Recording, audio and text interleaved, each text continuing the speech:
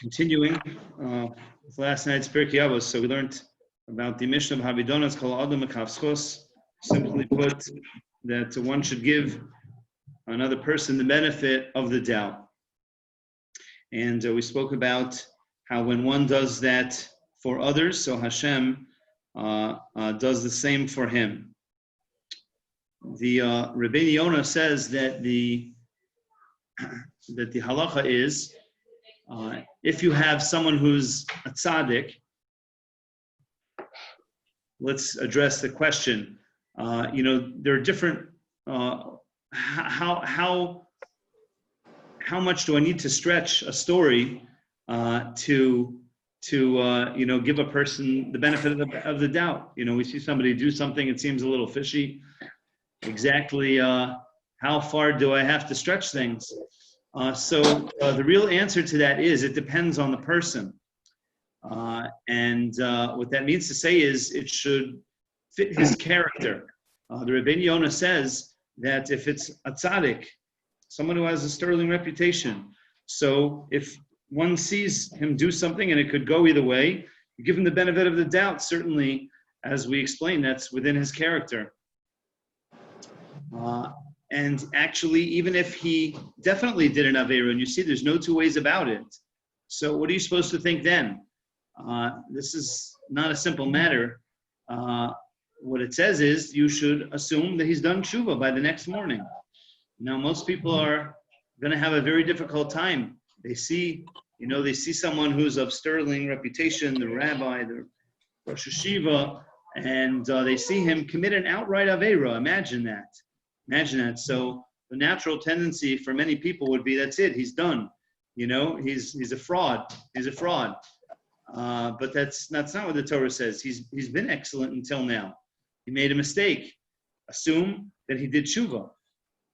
That's also within his character. People make mistakes. Sometimes even big people, they make big mistakes. The Gemara says that the bigger the person is, so yitzhar gadol himenu. So the bigger the yetzer hara is. We can appreciate. So you have somebody who's a tzaddik.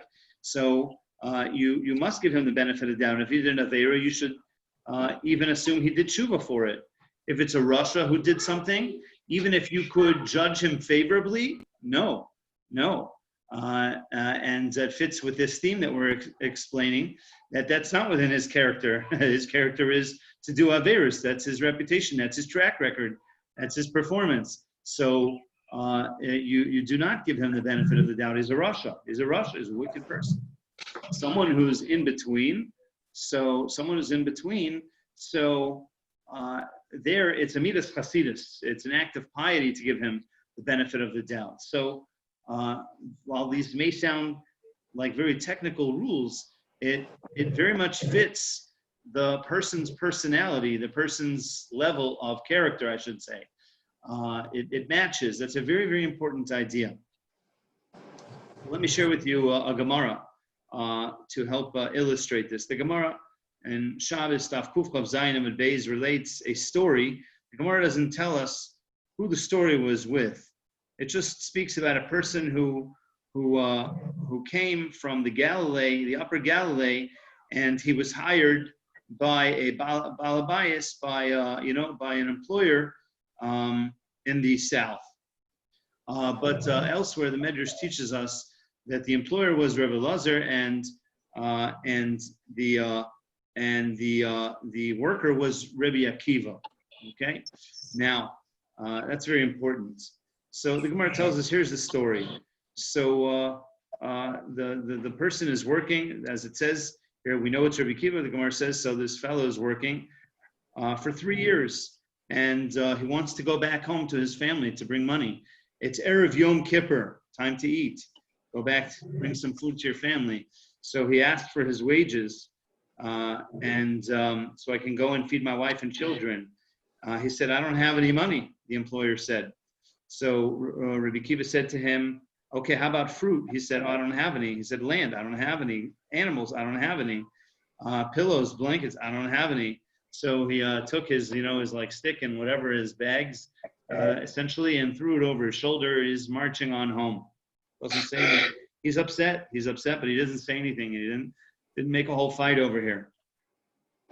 It says after Yontif, so this employer, who we know to be Rabbi Lazar, he came with the wages, with the money. And with that, he came with 3 donkey loads filled, one with food, one with drink, and one with delicacies. And he went to this worker's house, Rabbi Kiva, and after they ate, so he paid him. And you see, it wasn't even like, where's my money? It was like, yeah, okay, it was just, matter of factly, okay, he did his haknas tzarchim, they ate, and then he paid him his money, and then he brought up the topic, and he said, let me ask you, he said, when I told you I didn't have any money, what did you think about me? What were you suspecting? What were you thinking? So he says, I thought that you must have, there must have been some kind of a business opportunity that you invested all your capital into, so you didn't have any cash. He says, okay. And when I said I didn't have any animals, what did you think? He says, well, I thought you must have rented them out to other people. And apparently he knew he had a lot of money, he had a lot of animals, he had a lot of all these things.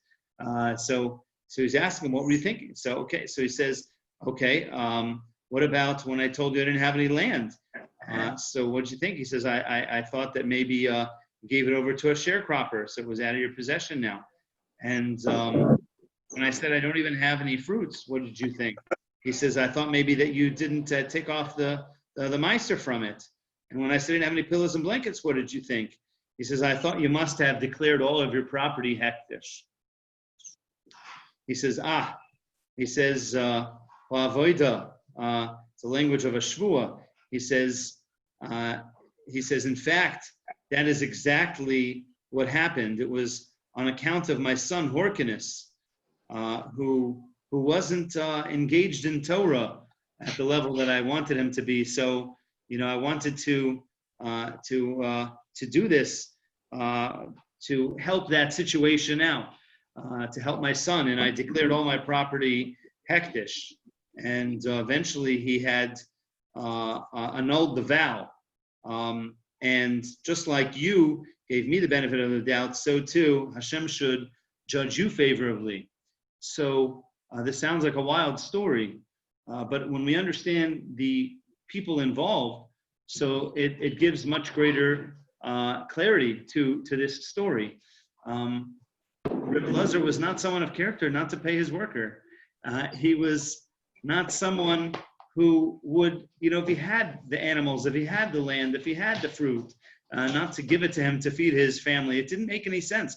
This wild conclusion that Rabbi Kiva mustered up and was accurate wasn't winning the lottery. When you read it, you think like, wow, that's a crazy story. He got it right. How did he get it right? The answer is because that wildest possibility was the most logical possibility. When you understand who you're dealing with, someone of such great caliber and such character, so it's got to be something crazy. Otherwise, it doesn't make sense. It's a very, very important story because we think about it very often. We know people, and we know that they've been basically good, basically good. But we see them do one thing. That's it. You're done. You're a fraud. It's over. You're a faker. I always knew you were rotten to the core. All of a sudden, like everything that person ever did, Lamafreya retroactively, it's all done, varnished. It's a very, very important thing to remember the past. Remember the past, and it's very easy for us to believe rumors. It's very easy for us to believe things, even if we see things in a certain way, and everyone's talking about it in a certain way. But remember this person's history, and if this person has been of good quality, of good character, so in all likelihood, you don't have the entire picture. And even if he did do something wrong, in all likelihood, someone of very good character will have already done tshuva for it. So not to just throw people under the bus, not to X them off, not to just, throw out all of those past years and past relationship and past goodness out, but rather, with this we can also understand the end of the Mishnah. The Mishnah says, "V'havidones kol ha'adam." The Kaf says, judge the entire person. You want to have a good perception of what happened.